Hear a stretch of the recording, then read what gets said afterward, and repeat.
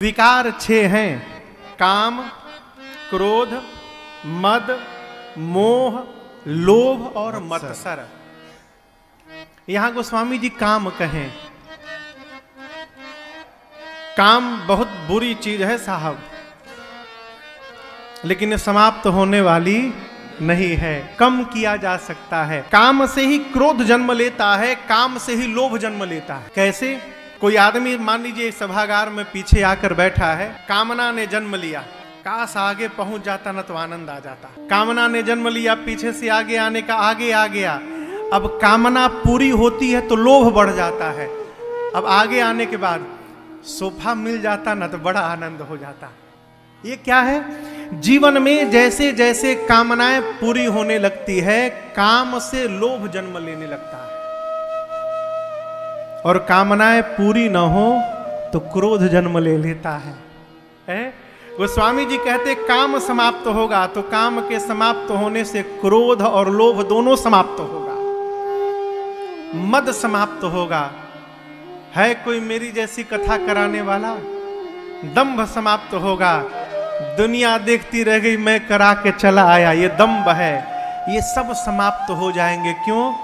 कथा सुनते सुनते पता चलता है न राजन गाने वाला है न आप कराने वाले हैं, यही बैठ के गवा भी रहे हैं और यही मति फेर के करवा भी रहे हैं।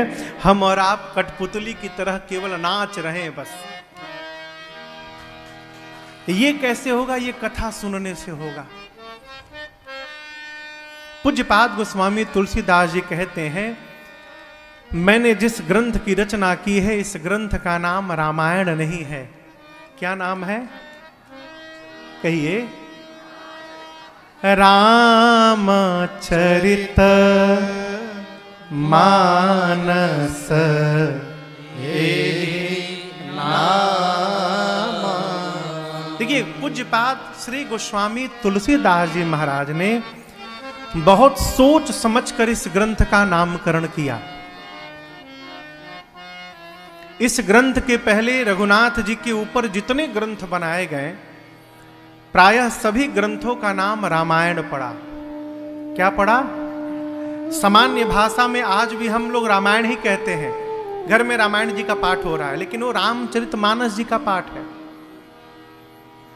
मानस होता है मन, मानस यानी मन। असमानस मानस चह चाखे, मानस यानी मन।